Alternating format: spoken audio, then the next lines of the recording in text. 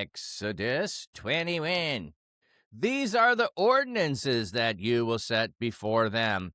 If if you buy a Hebrew servant, he is to serve you for 6 years, but in the 7th year he will go free without paying anything. If he came in by himself, he will go out by himself. If he had a wife when he came in, then his wife will go out with him. If if his master gave him a wife and she bore sons or daughters, the wife and the children will belong to her master, and he will go out by himself. But if if the servant should declare, I love my master, my wife, and my children, I will not go out free, then his master must bring him to the judges, and he will bring him to the door or the doorpost, and his master will pierce his ear with an awl, and he shall serve him forever. If if a man sells his daughter as a female servant, she will not go out as the male servants do. If if she does not please her master, who has designated her for himself, then he must let her be redeemed. He has no right to sell her to a foreign nation because he has dealt deceitfully with her. If if he designates her for his son, then he will deal with her according to the customary rights of daughters. If if he takes another wife, he must not diminish the first one's food, her clothing, or her marital rights. If if he does not provide her with these 3 things, then she will go out free without paying money. Whoever strikes someone so that he dies must surely be put to death. But if if he does not do it with premeditation, but it happens by accident, then I will appoint for you a place where he may flee. But if if a man willfully attacks his neighbor to kill him cunningly, you will take him even from my altar that he may die. Whoever strikes his father or his mother must surely be put to death. Whoever kidnaps someone and sells him or is caught still holding him must surely be put to death. Whoever treats his father or his mother disgracefully must surely be put to death. If if men fight and one strikes his neighbor with a stone or with his fist, and he does not die, but remains in his bed, and then if he gets up and walks about outside on his staff, then the one who struck him is innocent, except he must pay for the injured person's loss of time, and see to it that he is fully healed. If if a man strikes his male servant or his female servant with a staff so that he or she dies as a result of the blow, he will surely be punished. However, if if the injured servant survives 1 or 2 days, the owner will not be punished, for he has suffered the loss. If if men fight and hit a pregnant woman and her child is born prematurely, but there is no serious injury, the one who hit her will surely be punished in accordance with what the woman's husband demands of him, and he will pay what the court decides. But if if there is serious injury, then you will give a life for a life, eye for eye, tooth for tooth, hand for hand, foot for foot, burn for burn, wound for wound, bruise for bruise. If if a man strikes the eye of his male servant or his female servant so that he destroys it, he will let the servant go free as compensation for the eye. If if he knocks out the tooth of his male servant or his female servant, he will let the servant go free as compensation for the tooth. If if an ox gores a man or a woman so that either dies, then the ox must surely be stoned, and its flesh must not be eaten. But the owner of the ox will be acquitted.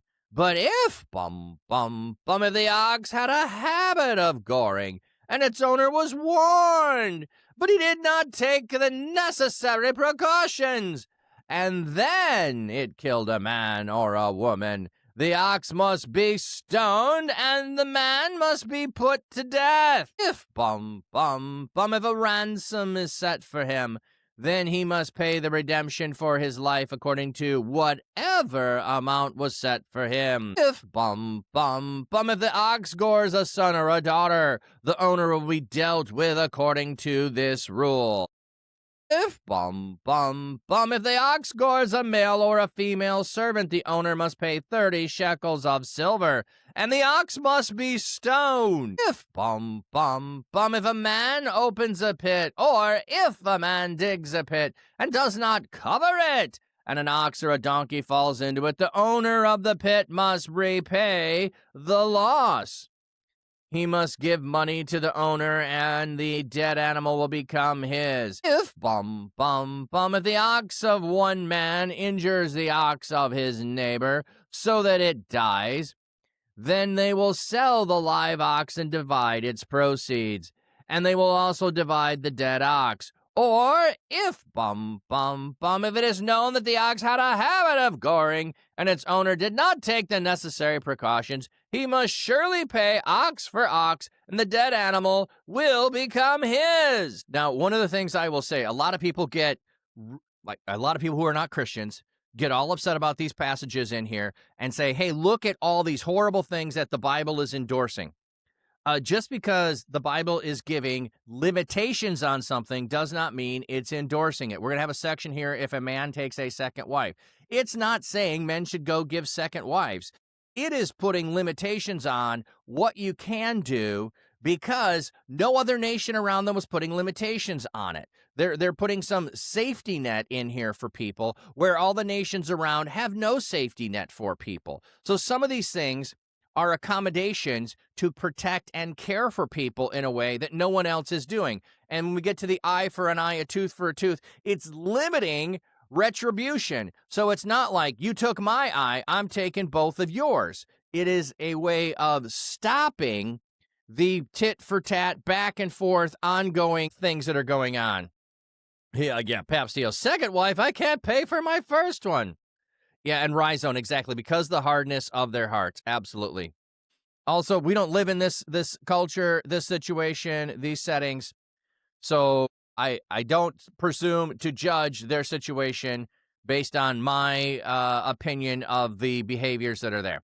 But look at the first thing. Nobody else has this limitation. And it doesn't say you have to. It doesn't say you're required to go buy a Hebrew slave. Why would you buy a Hebrew servant? Because my fellow Hebrew has a tragedy happen, has misfortune happen, has whatever, and is like, I need to be able to provide for my family, so I'm going to sell myself into servitude so that I can provide for my family. Like, there are reasons why people would, like, up until modern times, we had debtors' prisons, okay? So it's not an uncommon thing to have debts and to be required to pay them. Yeah, you feel like a lot of people on the outside are looking at, like, Christians are supposed to follow all these laws, but it was only Israel for a time. Exactly, Rhizone.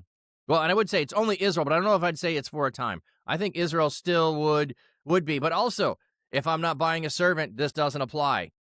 Yeah, all Americans would be in debt or prison today. Yeah, well, we have too many already as it is. Okay. If I buy a Hebrew servant, he is to serve for 6 years. But in the 7th year, he's to go free without paying anything. Why? The year of Jubilee. The year of Jubilee. This is like, so instead of focusing on, oh, wait, it's endorsing servitude. It says if, okay? It's not about you buying. It's about the person selling themselves, and it's about them not being permanent. If he came in by himself, he will go out by himself. If he came in with a wife, then he will go out with the wife with him.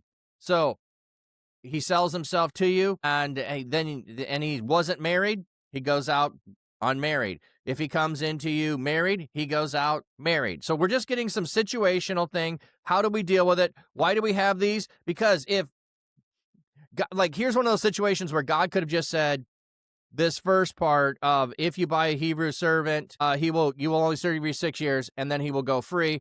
And then they're like, well, what if he's married? And so then Moses has to make a ruling. I'm not saying that's what happened here, but that would be some of the cases it looks like are happening. So the rule is established, but the application of the rule. So these other ifs might be application of the rule if the buying a servant was just the initial one. Like, so then we go, if the master gave him a wife and she bore him sons or daughters, the wife and the children will belong to the master, and he will go out by himself. So notice there's no situation of he gives him a wife and they don't have children. What happens?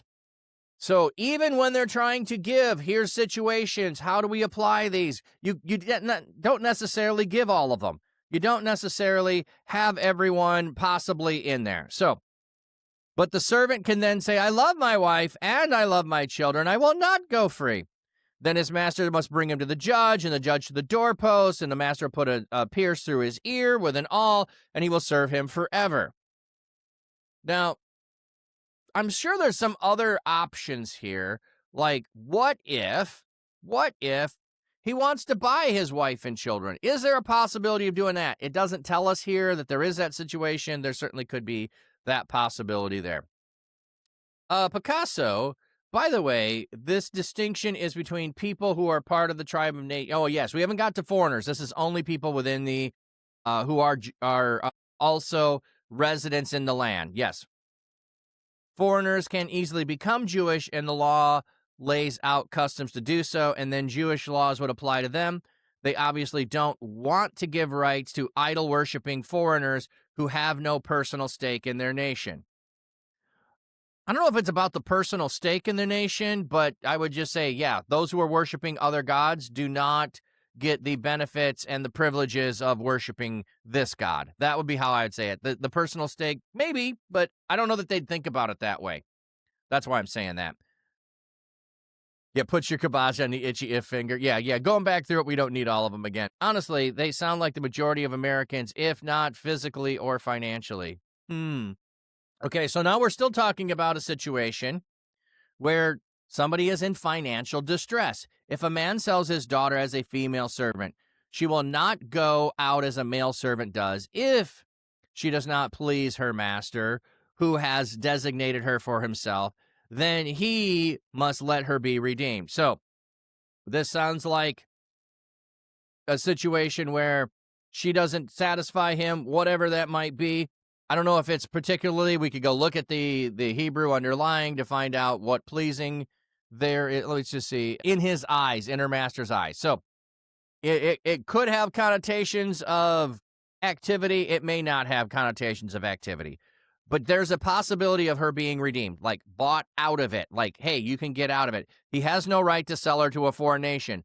You can't sell a fellow Hebrew to a foreigner. You cannot sell that because he has dealt deceitfully with her. That would be being deceitful to her.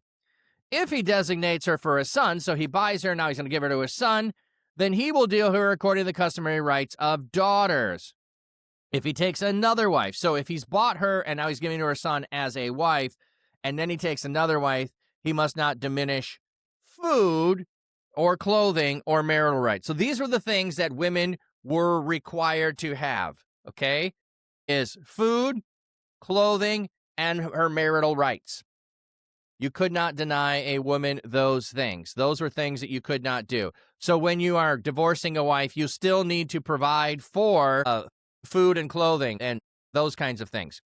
If he does not provide for her with these three things, then she must go out free without paying money. So this is particular to a servant who is purchased to be able to go out free. This isn't every wife, so this isn't a divorce situation here from that standpoint. That'll be dealt with somewhere else.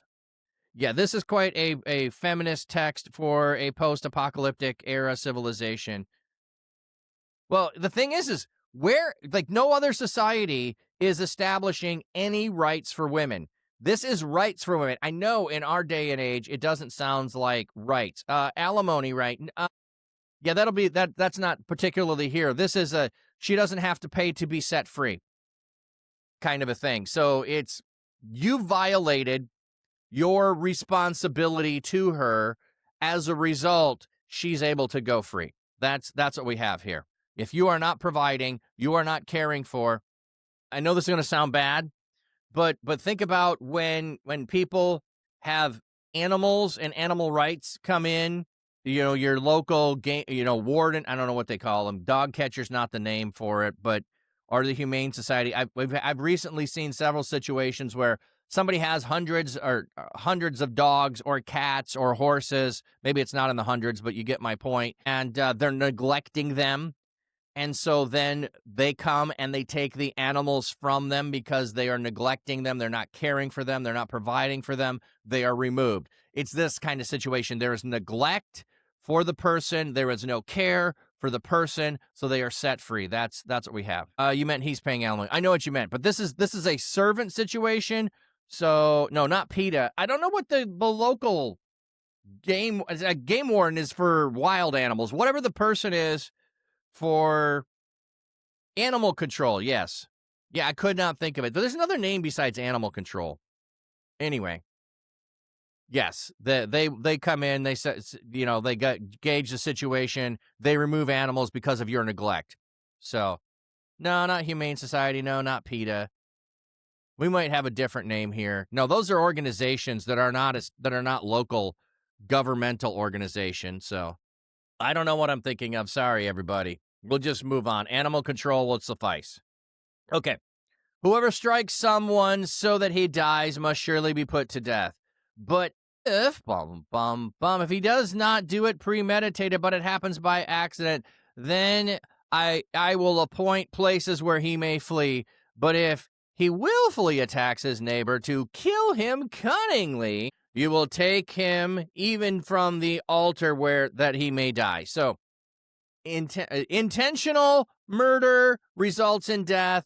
Accidental murder, it allows you to flee to a sanctuary city. So going to a sanctuary city, that's covered elsewhere. We've already covered that previously in Exodus, I believe, so we won't go into it. But here's the difference between, and then one of the things you could do is cling to the altar, the horns on the altar in the temple, and plead for mercy. If you willfully, cunningly, intentionally lay in wait to kill your neighbor and you're at the altar, no mercy will be shown you.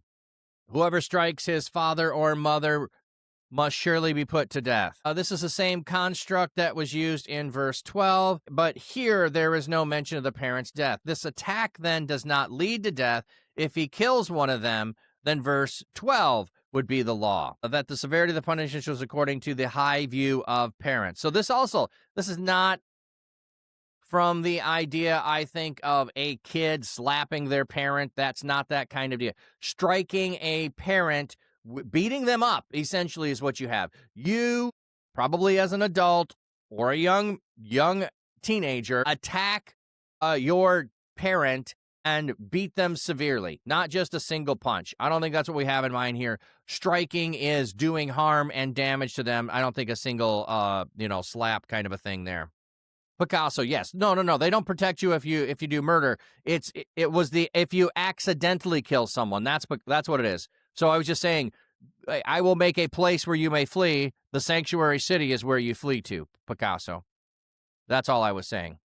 Elder abuse? Well, I don't know. Well, yes. I don't know if they have to be elder entirely, like elder is relative to age, I guess. But okay, now we're going to go to another one. Whoever kidnaps someone and sells him or is caught still holding him must surely be put to death.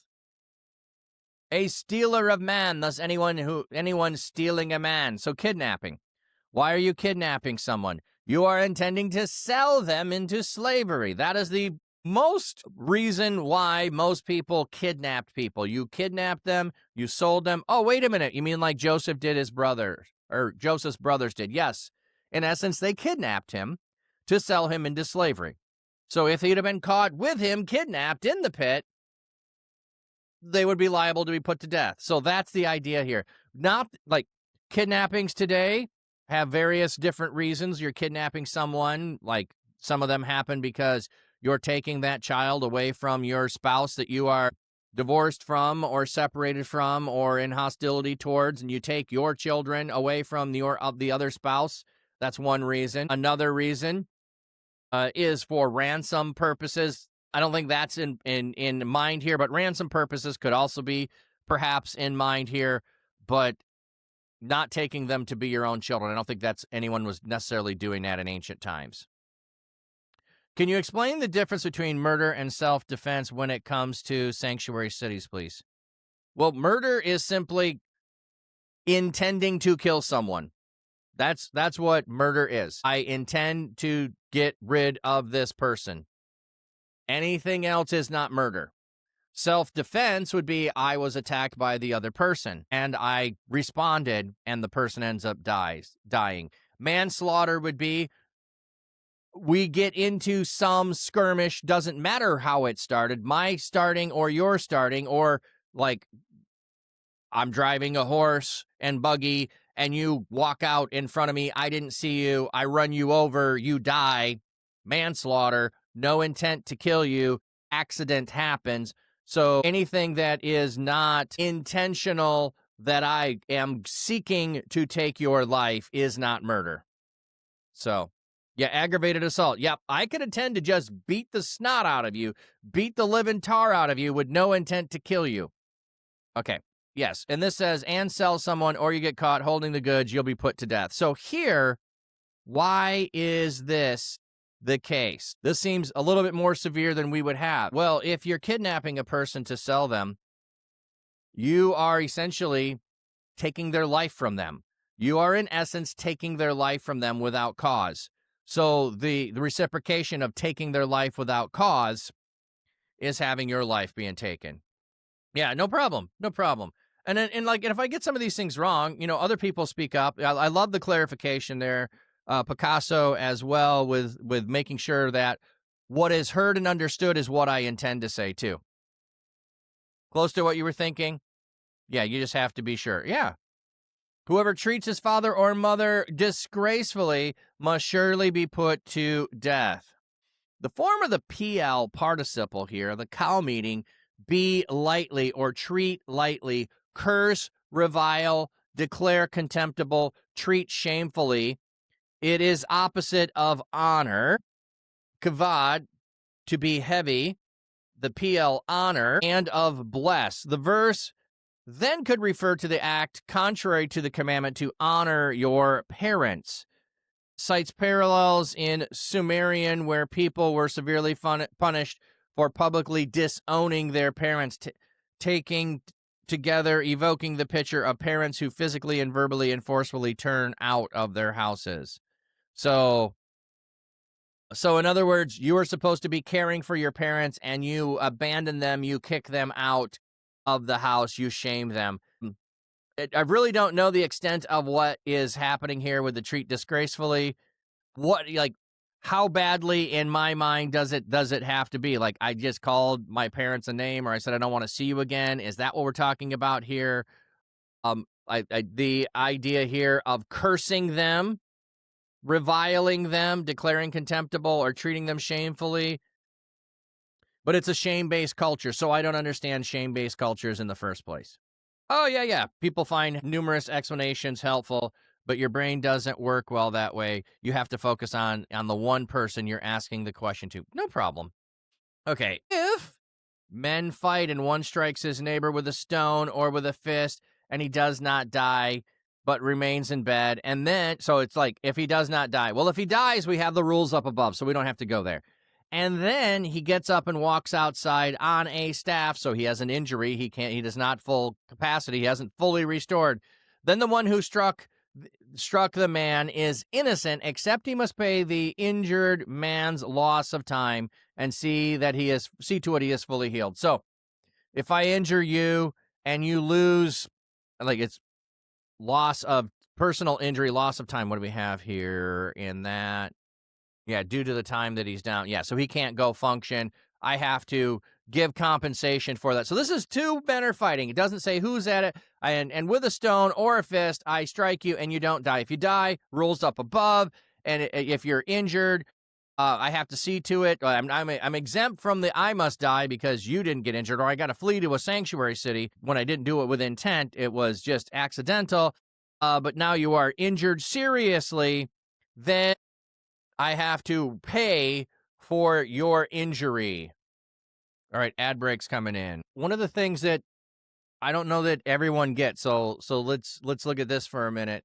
As we're going through here, one of the things that is going on is restoring of relationship. Restoring of relationship is part of what's going on in all of these rules. Here is restoration of relationship. How do we get this back to a position of equality of relationship, restoring the relationship after it has been damaged? So if I'm a servant, my status in the relationship is different than the master. If we're two equal men, the relationship is different. So restoring of relationship, restoring of the community is what's in mind here.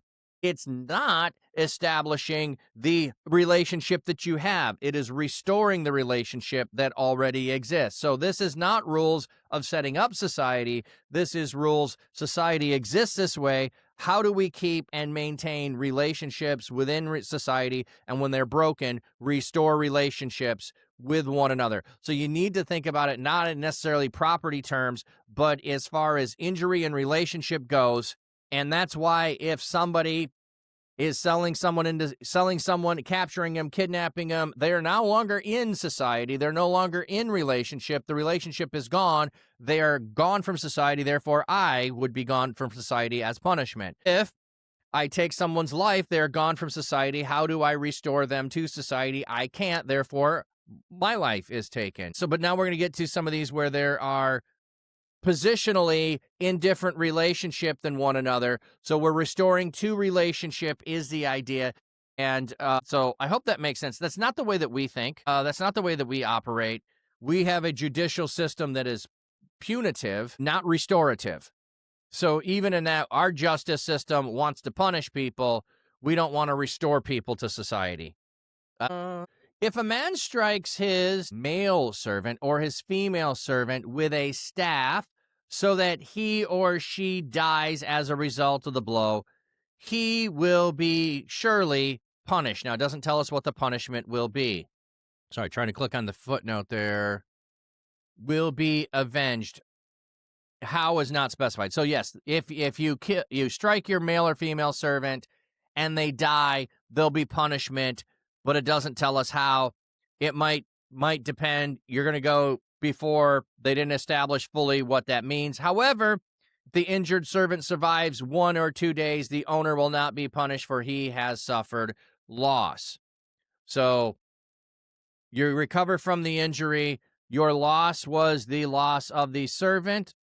If a men fight and hit a pregnant woman and her child is born prematurely, but there's no serious injury, the one who hit her will surely be punished in accordance to what the woman's husband demands of him, and he will pay what the court decides. So you'll go to court, you injure a pregnant woman, the child's born, the child's fine, but there's still injury that caused all of this, stress, anxiety, all of those things. The husband will take you to court, tell what they want. The court will say yes or no. That's legitimate. Here's what the payment should be to restore relationship. Again, restoring relationship. But if there's serious injury, then you will give life for life, eye for eye, tooth for tooth, hand for hand, foot for foot, burn for burn, wound for wound, bruise for bruise. Again, this is limiting. You can't do more. So if you injure the child, you won't have to pay more than the injury that you did. So you don't get to get 2 lives, 3 lives for the 1 life that you took. Not, you took my 1 son who wasn't born, I'm going to take all 3 of your children. We don't go beyond things to escalate stuff. Hey, Banana, welcome in. Good to see you, friend. If a man strikes the eye of his male servant, so we went to some servant stuff, we went to a pregnant woman, and now we're going back to servants after we have eye for an eye here. So we're going to apply the idea of eye for an eye to servants. If a man strikes the eye of his male or female servants so that he destroys it, he will let the servant go free as compensation for the eye. So rather than the servant being able to take your eye because you're in different status, okay, that would not be equal within society, but the servant is now free. You lose the servant, and it's not making a distinction here between Hebrew servants or foreign servants. It's every servant. No other society at this time is letting people go. Like most societies, when you have servants, can do whatever you want. There are not rules of how you treat slaves. There are limitations being put. You must treat them humanely. That's what we're seeing here.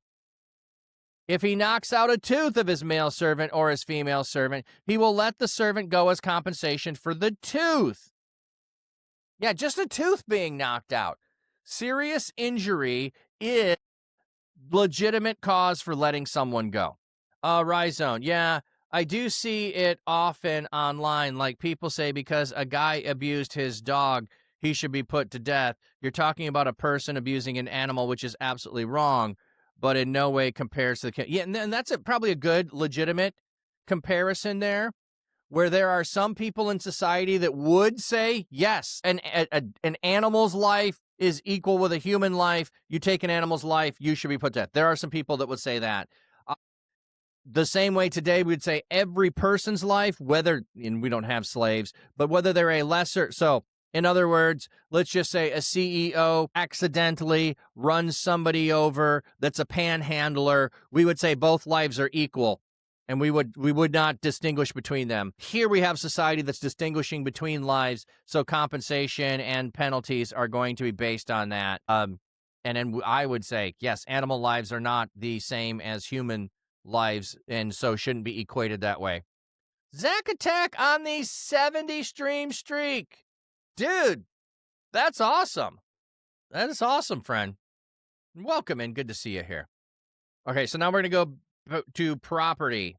So, Blood of the Lamb, please do not misrepresent the Bible by calling it terms of service. It's wrong. I'm sorry that you took offense at my calling it terms of service. That was meant tongue-in-cheek, Blood of the Lamb. I'm sorry that you took offense at that. Okay, if an ox gores a man or a woman so that either dies, then the ox must surely be stoned, and the flesh must not be eaten, but the owner of the ox will be acquitted. So your ox kills someone, the ox has to be stoned, and I think these are applicable to other animals, but we're using ox as the example here. It kills someone. So like people thinking about our most common situation today would be a dog attacking another person. So I think we could apply this to our pets, would be something we could do today. Don't know about any situation that I've ever heard of an ox goring somebody and dying, but it could happen. So the ox is stoned, and you don't eat the animal when you kill the ox that has killed someone else. But if the ox has a habit, so the ox has gored in the past and wasn't killed because it didn't actually kill, it just gored regularly. So like, in other words, a dog that bites regularly other people, but it's never killed someone, and now it kills someone, it's a different situation than your dog's never bit somebody before. Game in with Yeshua, 2 Timothy 2:14. Remind them of these things and charge them before God not to quarrel about words. Well, okay, I don't know that they were quarreling necessarily about words. They were, their concern was legitimate. If they felt that I was diminishing God's word by calling it terms of service, I was not intending to diminish it. So, Fenris, how you doing? Missed you as well, friend.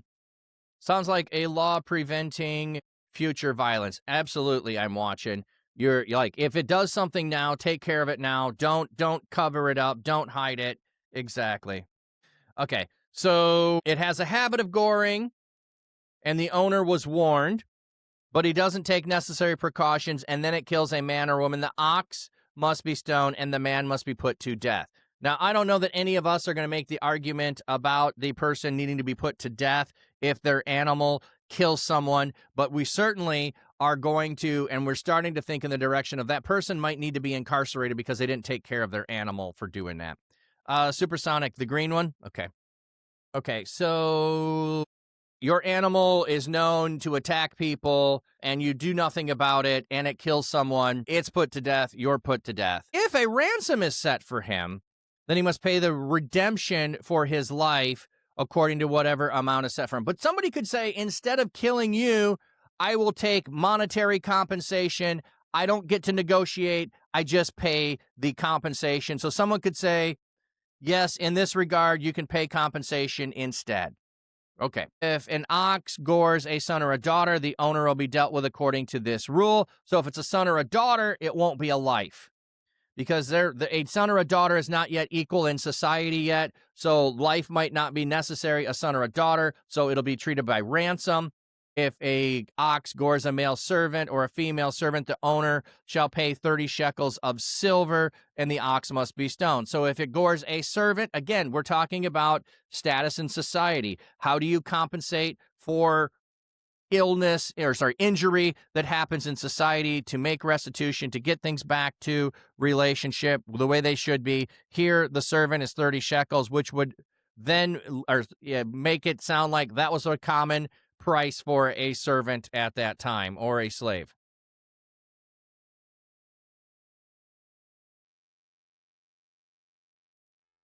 The servant that is sent away and they are given any type of compensation to make sure that they have safe travels as they try to restart their life. It does not, none of these say giving them anything as they go away. It just says they may go free. And loving God would be a better way to say it. But anyway. Now we're going to go in a different direction. If a man opens a pit, and if he digs a pit and he doesn't cover it, and ox falls into it, he must repay the owner for a loss. So he does something that is dangerous, and he doesn't keep it safe, and an animal falls in, you got to pay for it. He must give money to the owner, and the dead animal will become his. So I got to pay for your animal, but I get your animal. So I just purchased your animal from you. So our relationship is restored. I end up with an animal, whether I want it or not. If ox of one man injures the ox of his neighbor, so one dies, they will sell the live one and divide the proceeds, and they will divide the dead ox. So if we go back to the ox again, my ox kills your ox. We sell the other ox, and okay, wait, this might not be the ox with a habit of goring. It could just be oxes fighting, I guess. And we're going to sell it. And then we're going to divide the profit, and we divide the animal that died. So we both have that.